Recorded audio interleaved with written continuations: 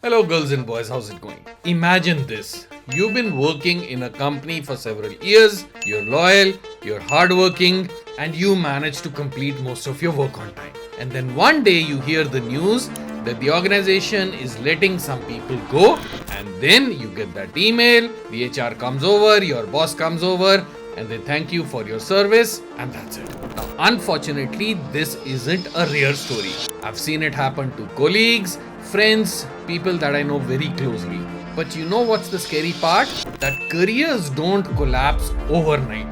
They typically collapse slowly, mistake over another mistake, until one day it is completely irreversible. Now, I'm not talking about business decisions where the entire org structure is completely shuffled, where you cannot do pretty much a whole lot. But I'm talking about 8 career mistakes that I've seen people make over the years. And if you spot one of these happening to you, boys and girls, wake up and smell the coffee. Let's get started.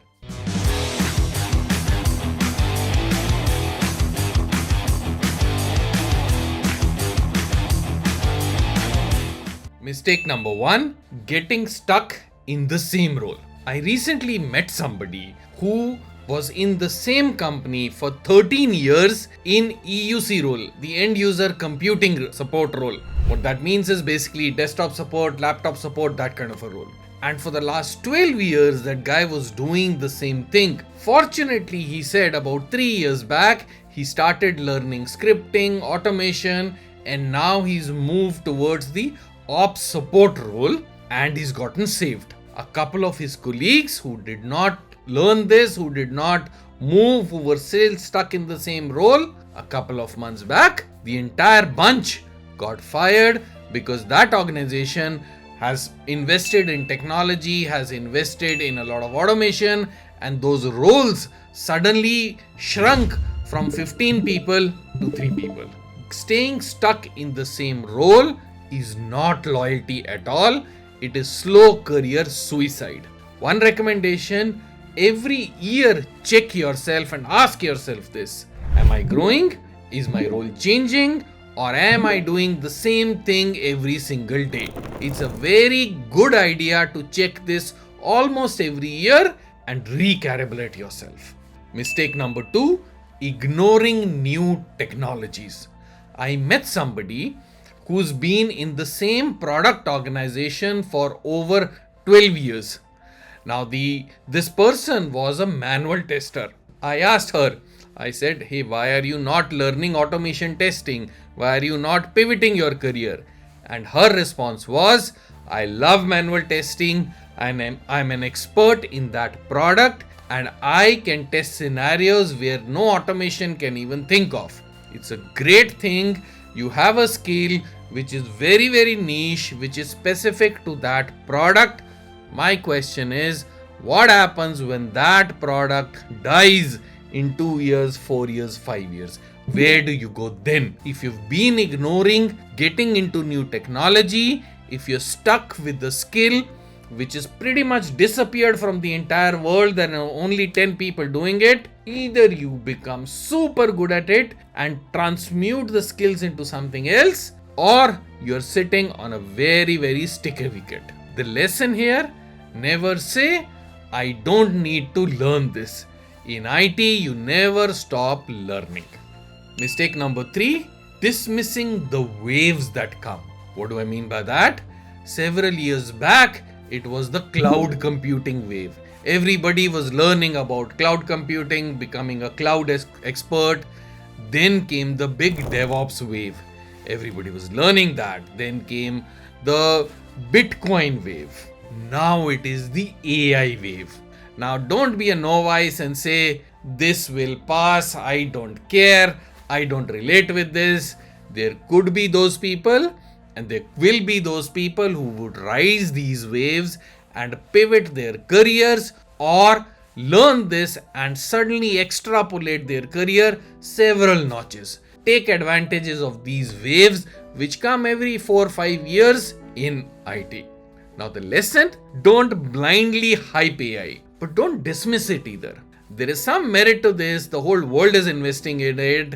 I don't know if this is true or not, but see how that applies to your organization, to your role. Because your organization is investing in it, you better invest yourself.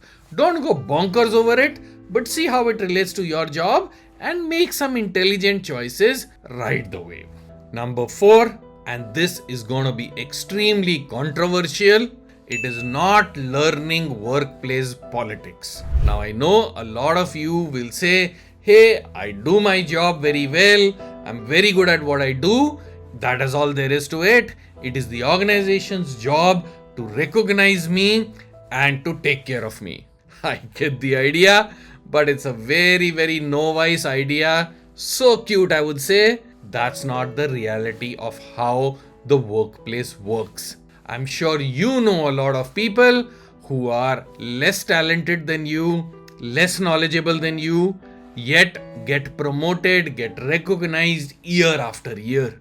And it's not about just doing your work anymore. It is about being visible at the right places, learning how to play the politics and not get played by it. What's the lesson? Politics does not mean manipulation. Politics does not mean bootlicking. But it definitely means learning how the game is played and not getting played by it.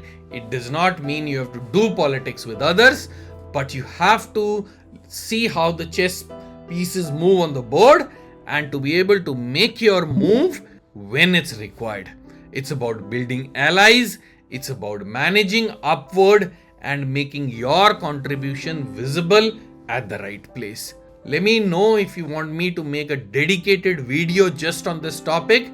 Just say workplace politics in the comments and then I will think about it and create a dedicated video on this topic. Number 5, not networking within the organization, outside the organization. Now it's a given that technical excellence alone won't save you, won't serve you. I've seen people deliver amazing work but still say completely invisible and thereby missing a lot of career opportunities, career promotions, even the right salary hikes which they very well deserve. Now the lesson, networking here isn't about begging. It isn't about bragging what you have done. It's about building genuine relationships both up top and with your colleagues. And the way to do that is to start small, learn it. It is a skill which is learnable, which is implementable, but it takes time, it takes effort. It's a genuine shift in your personality, but it's a very critical one. Let me know if you want me to make another dedicated video. Type workplace networking in the comments and I'll put one for you. If this video is making sense, check if you have subscribed to this channel, because a lot of you watch the channel video after video, week after week, you fail to subscribe. One button click there and I can promise you that me and my team will put in the best efforts to bring the best videos for you. Number 6 is poor communication. Now I've seen a lot of people's career killed silently because of this. I've interviewed engineers who are technically brilliant, but when asked to explain their work, they drown me with bullshit jargons. But they cannot explain technology in plain, simple English. The result? They could never lead bigger teams. They could never face clients confidently. Because somebody who knows their shit will easily cut through the BS you give them and come straight at you. What's the lesson? If you can't explain your work simply, your growth is capped. Like I always say, you should be able to explain your work in 30 seconds, in 3 minutes, in 15 minutes. Learn slide making. It's a very, very important skill. It's a very undervalued skill, but learn slide making from your bosses, from your peers. It'll take you miles. Learn storytelling.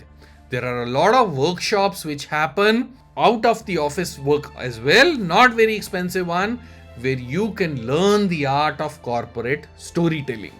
And then finally, learn the art of dumbing technology things down to the level of senior management. It's a super important skill. Number 7, job hopping without depth. I've seen several resumes which have 5 career changes in 7 years, things like that. Those itself are a red flag, especially if you are slightly senior. If you are 7, 8, 10 years, then a lot of job hops anyways put you in a risk. But as you go senior, if you're not staying at an organization for 3 years, 5 years, you're automatically tagged as a flight risk. What do I mean by that? The organization is wary in investing in you if they see a flag that you're going to move out in the next 6 months, 1 year, 2 years. So what's the lesson? Switch your job strategically unless you're forced to do it. So what that means is switch it because you want to move, let's say, from a product company to services organization. You want to gain that experience from a vendor to a client. Those are thought through moves which make sense from a long-term career progression result which you can explain to somebody. Don't just keep switching for 2 lakh बढ़ गए, 4 lakh बढ़ गए. कब तक? Doesn't make sense. And finally, number 8, the most important one, ignoring your health and burnout. I have seen CEOs burn out. I have seen great technical people burn out. I have seen even people with 2-3 years experience burn out. What does burnout mean? It means health issues flaring up. It means mentally not able to focus, and you know something is off with this guy or girl. Do not let that happen with you. How do you avoid that? What's the lesson? Take regular breaks. Every once in a while, block yourself out, do whatever floats your boat, go somewhere. If nothing else, just sit home with your family, relax, but cut yourself out from your work, shut down your laptop, put it in a damn almirah, don't look at it, don't check your emails, just zone yourself out. And you can do that once a year for 1 or 2 weeks, but more important than that, every couple of months, take a small break, take a Friday off or a Monday off along with the weekend and just zone out. The lesson? Success is useless if you're not able to enjoy it. Success is useless if you cannot share it with your friends, with your family. And if you are not healthy, physically and mentally, is all of this even worth it? Think about it, and I hope this video made sense. And if you are able to resonate with one of these 8 things that I spoke about, wake up, smell the coffee. If you've reached till here in the video, just write coffee and I will know you've been paying attention. See you in the next one.